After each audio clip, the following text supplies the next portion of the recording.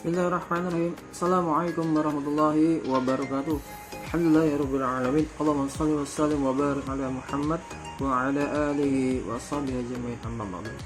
Baik, kepada para penonton, para siswa sekalian, para guru yang sedang menyaksikan video pembelajaran matematika, mudah-mudahan dalam kondisi yang baik-baik saja.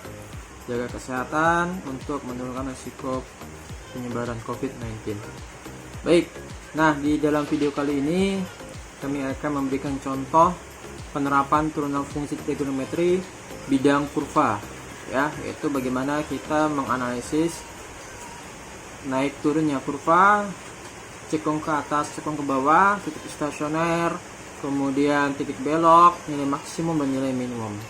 Nah, dari sisi kurva, bagaimana cara menerapkan fungsi turunan dari sebuah fungsi trigonometri. Baik, langsung saja kita masuk ke soalnya. Ya, ini dia soalnya. Silakan masuk.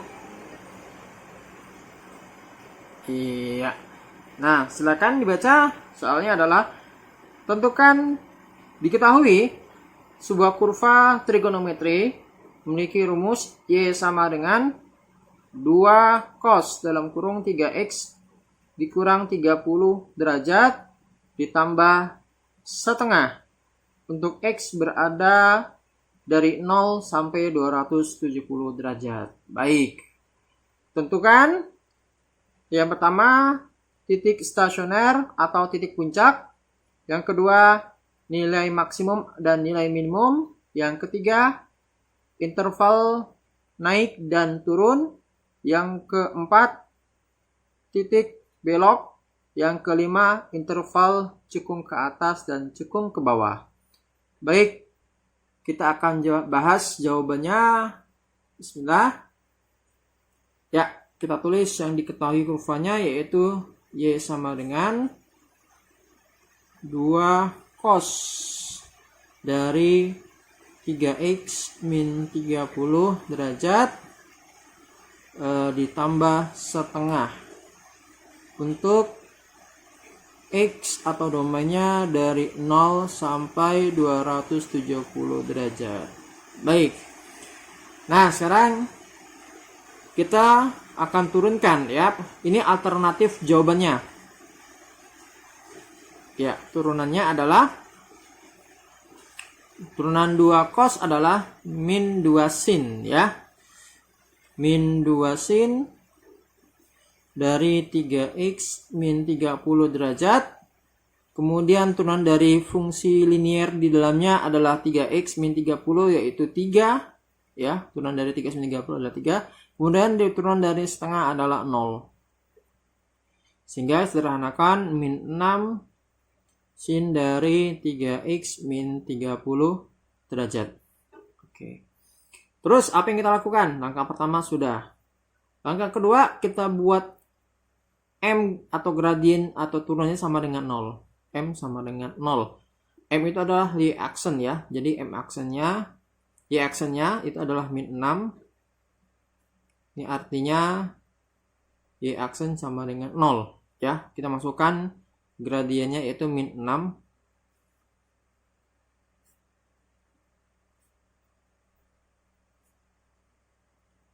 Sama dengan 0.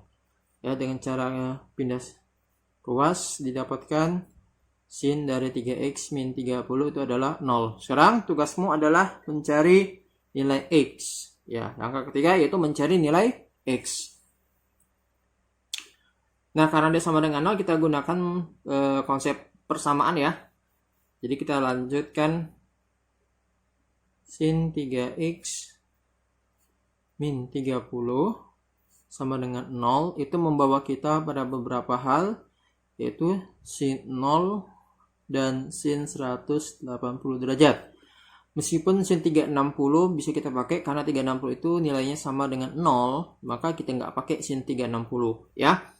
Nah, dari sini kita ketahuan ada dibagi dua, ya. Yang pertama, bahwa 3x min 30 itu sama dengan 0, ya. Atau 3x min 30 itu sama dengan 180 derajat. Nah, dengan di sini Karena trigonometri itu berlaku siklus untuk sin, yaitu setiap 360 derajat kelipatan 360, maka dia ada rumus plusnya ya. Plus K 360. Ya, di sini juga plus K 360. Ini kamu dapatkan dari persamaan trigonometri yang sudah kamu pelajari di kelas 11. Ya, jadi rumus ini sudah kamu dapatkan di kelas 11 matematika peminatan ya, yaitu tentang persamaan trigonometri. Jadi tidak usah kamu heran lagi ya. Lanjut, kita akan mendapatkan X-nya sama dengan, langsung saja, 10 plus K 120, yang di sini X sama dengan 70 plus K 120. Oke. Ya, jadi ada dua versi nanti jawaban X-nya. Nah, di sini X-nya kita cari nih. K-nya boleh negatif 1. Kalau negatif 1, maka ingat, kalau negatif 1 dikalikan 120 kan negatif ya. Negatif tambah 10 berapa? Negatif. Sementara X-nya itu tidak boleh negatif. Ya, X-nya ada antara 0 sampai 270. Berarti kita K-nya mulai dari 0 aja. Kalau K-nya 0, maka 0 kali 120 kan 0. 0 ditambah 10 jadi 10. Jadi nilai X yang pertama adalah 10. Kemudian untuk selanjutnya ditambah dengan 120, karena kelipatan 120 ya penjumlahannya. Maka 10 tambah 120 berarti 130. Kemudian ditambah 120 lagi menjadi 250. Kemudian ditambah 120 lagi berarti 370. Nah, 370 itu sudah tidak memenuhi nilai X. Ya, kan nilai X-nya maksimum adalah 270. Ya. Kemudian untuk X yang kedua, dari sisi sebelah kanan, maka X yang pertama mulai dari K-nya 0, yaitu 70. Karena kalau K-nya negatif, hasil X-nya negatif. Kemudian setiap kelipatan 120 itu ditambah dari 70, berarti 190. Kemudian ditambah lagi 120, menjadi berapa nih? 310. 310 sudah tidak memenuhi nilai X maksimumnya. Oke, ya. Ini mohon maaf agak goyang kameranya ya. Nah, kemudian berarti kesimpulannya apa? Dari sini kita simpulkan. Nah, ya. Simpulkan bahwa nilai X-nya itu adalah 10 secara urutan ya. Kemudian 70, kemudian 130, kemudian 190, terakhir 250. Nah, ingat ini adalah X apa? X stasioner. Ya, X stasioner. Ya. Stasioner artinya apa? X yang menyebabkan kurva itu berhenti naik atau berhenti turun. Jadi station dia. Kemudian nilai Y stasioner. Nah, untuk mencari nilai Y, maka kita masukkan nilai X ke dalam fungsi awalnya. Ya, Y sama dengan 2 cos. Ya. Jadi kalau X-nya 10, maka kita kalikan 3, 30, 30 dikurangi 30, 0. Cos 0 berapa? 1 kali 2, 2 ditambah setengah, jadi 2 setengah. Oke, atau 5 per 2. Oke, jadi Y yang pertama adalah 5 per 2. Kemudian untuk 70, kita masukkan juga ke sini X-nya. 70 kalikan 3 jadi 210, dikurangi 30 berarti 180. Cos dari 180 adalah negatif 1, dikalikan 2 berarti negatif 2. Negatif 2 ditambah setengah berarti negatif 1,5 ya, atau negatif 3 per 2. Oke, nah biasanya dalam stasioner untuk fungsi-fungsi yang umum seperti ini ya, maka dia berlaku pola ya, setelah 5 per 2 min 3 per 2 ya, karena dalam grafik itu kan setelah puncak lembah puncak lagi. Ya, kalau ini dianggap puncak, ini lembah, berarti setelah lembah apa? Puncak lagi, berarti berapa? 5 per 2. Habis puncak lembah lagi. Nah gitu ya, terus puncak lagi. Oke, jadi ini nilai Y-nya yang berpasangan dengan X-nya. 10,5 per 2, 70, min 3 per 2, 130,5 per 2, 190, min 3 per 2, dan 250,5 per 2. Oke. Nah, jadi ini yang ketiga, mendapatkan nilai X stasioner dan nilai Y stasioner. Kemudian berikutnya, kita akan mencari Jadi sudah terjawab ya. Jadi untuk titik stasioner atau titik puncak, ya ada yang nyebutnya titik puncak, itu adalah 10,5 per 2. Ini tinggal diurutkan saja. Kemudian 70, negatif 3 per 2. Kemudian 130,5 per 2. Kemudian 190, negatif 3 per 2. Kemudian yang terakhir 250,5 per 2. Oke ya. Terjawab sudah untuk yang pertama. Kemudian yang kedua, untuk mencari titik maksimum dan minimum, kita bisa menggunakan grafik ya. Oke, grafiknya seperti ini. Kita buat grafik simpelnya saja. Ya, seperti ini video gambar simpelnya dari grafik simpelnya ya. Kita buat dulu titik stasioner ini ya dalam ya simpel aja, nggak usah terlalu ribet ya. Ada sumbu X dengan sumbu Y aja udah. Kemudian angka-angka dari titik stasionernya kita buatkan dulu. Ini 20 ini rentang antara 10 dengan yang lainnya, berarti 10 derajat ya Bapak kita buat. Kemudian di sini ada titik-titik di atas, berarti ini puncak-puncaknya sesuai dengan nilai Y-nya 5 per 2, ada 3 ya. Kemudian untuk nilai lembahnya atau puncak yang ada di bawah itu ada 2, negatif 3 per 2-nya, yaitu untuk 70 dan 190 begitu ya. Nah sekarang kita tinggal membuat sketsanya. Di sini kita buat dari 0 sampai 270 ya, sesuai dengan domain soalnya. Jadi jangan sampai hanya sampai 250, dari 10 sampai 250, karena kamu lihat dari X stasioner pertama sampai X stasioner terakhir. Enggak. Tapi dari semua nilai X yaitu dari 0 sampai 270. Oke, ya. Langsung kita gambar aja ya sketsanya. Kemudian di sini ada titik lengkung ya, titik lengkungan. Kita buat titik lengkung antara 10 dan 70 yaitu 40 ya. Jadi titik lengkungnya kita buat di sudut 40 derajat. Oke. Kemudian di sini selisihnya adalah 30 derajat ya, 30 dengan 30. Berarti sini juga 30, berarti 100 derajat ya, 80, 90, 100. Oke, kemudian sini 30 derajat lagi, kemudian 30 derajat lagi, berarti 160, 4, 5, 6. Kemudian di sini sudah 30 derajat lagi, kemudian 30 derajat lagi berarti 220 ya. 200, 210, 220.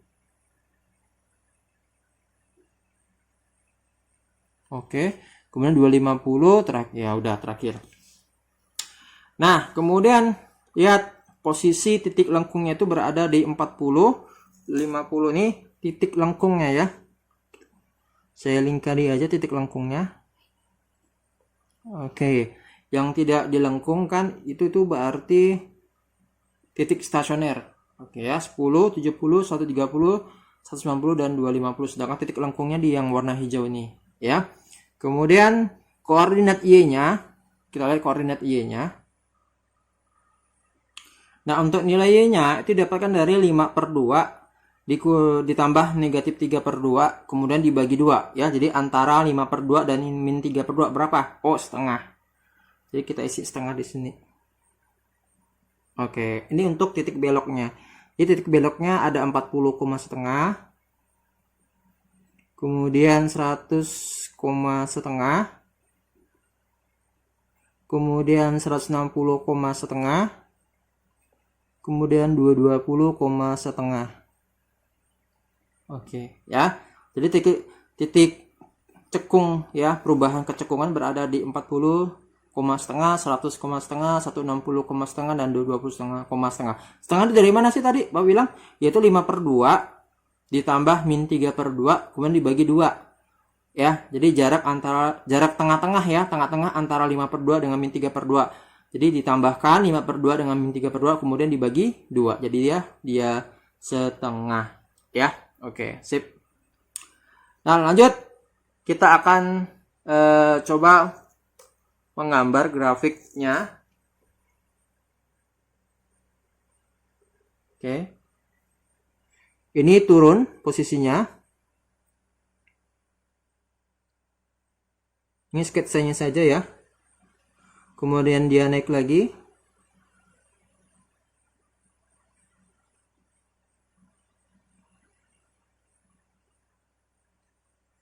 Kemudian dia turun lagi.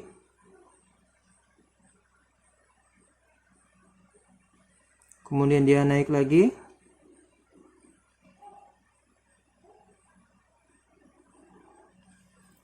Kemudian dia turun lagi. Oke. Kemudian untuk 0 sampai 100 sampai 10 dia ada posisinya naik ya, dari 0 sampai 110.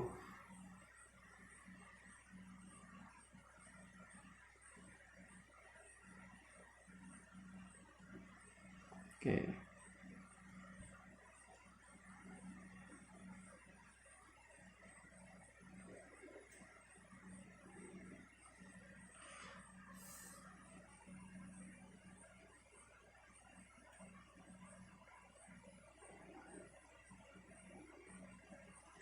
Nah, sekarang kita lihat ya, apa saja yang bisa kita dapatkan di sini. Wah, ternyata semuanya langsung terjawab ya. Ke 4 atau 5 soal itu bisa langsung terjawab ya. Yang pertama, interval naik turun. Titik stasioner sudah ya, atau tipunya sudah. Interval naik turun. Jadi yang pertama naik dulu. Jadi naik ya pada interval, kita lihat naiknya berapa kali nih. 1 dari 0 sampai 10 derajat. Dari 0 sampai 10 derajat. Apalagi naik dari 70 sampai 130. Dari 70 sampai 130. Berapa lagi? Naik dari 190 sampai 250. Dari 190 sampai 250. Oke, naiknya 3 kali. Kemudian yang kedua, turun. Ini naik ya, turun sekarang. Turun, jadi kurva itu turun pada interval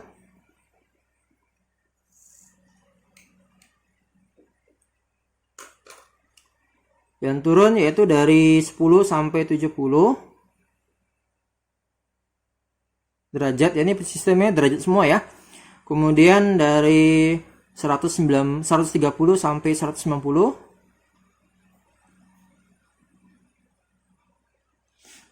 Kemudian dari 250 sampai 270.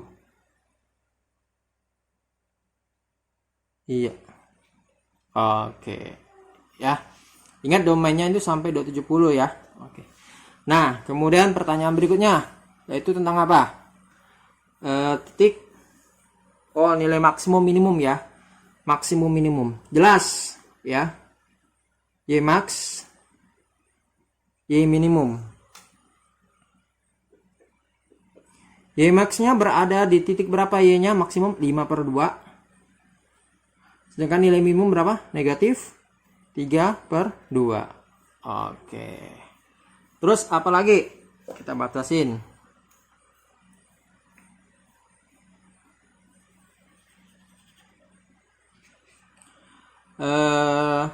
Selang titik belok ya, titik belok. Titik belok.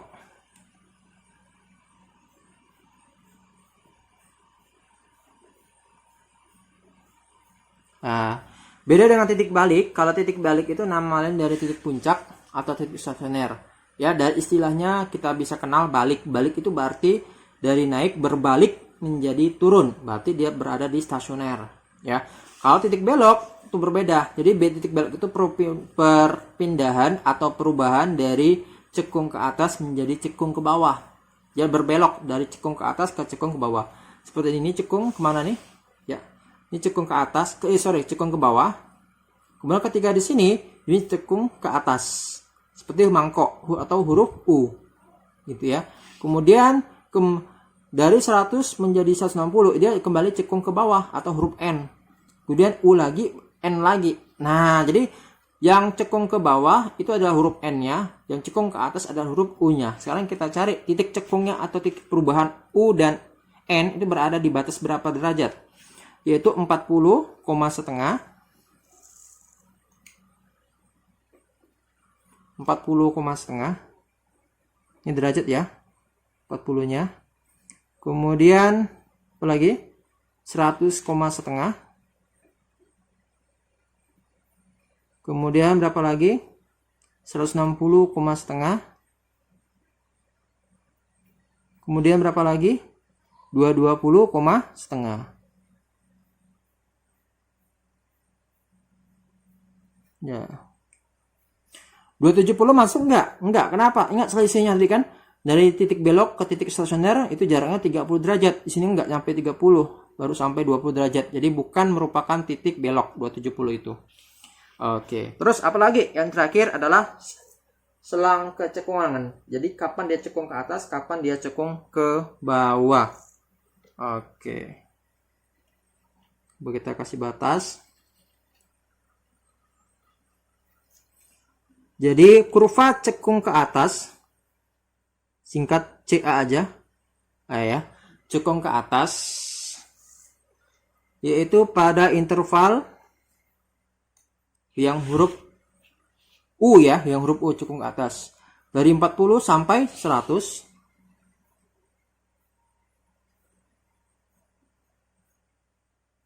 Oke, ada lagi yang huruf U dari 160 sampai 220.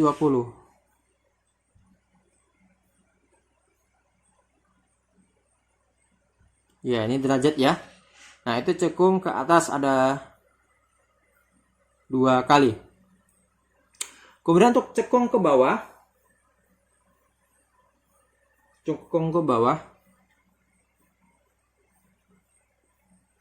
CB, kita singkat aja CB, cekung ke bawah.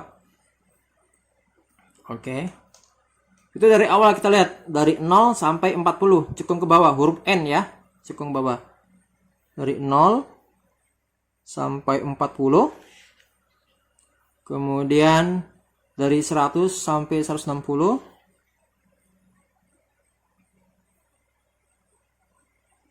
Kemudian dari 220 sampai 270.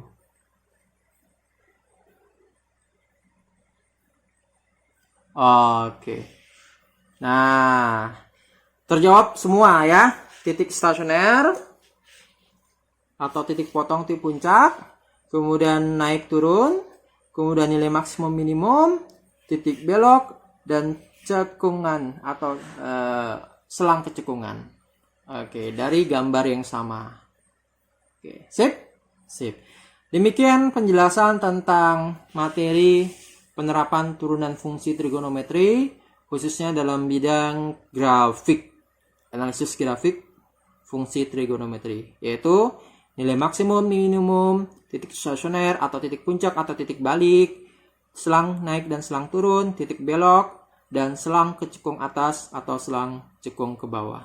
Demikian, mudah-mudahan ada manfaatnya. Kalau ada kesalahan silakan, atau perbaikan atau kritik silakan diisi di kolom komentar di bawah ini, atau boleh menggunakan nomor WA yang sudah punya. Terima kasih. Lebih kurang saya mohon maaf. Wabillahi taufiq wal hidayah. Subhanakallahumma bihamdika asyhadu an la ilaha illa anta astaghfiruka wa atubu ilaik. Assalamualaikum warahmatullahi wabarakatuh.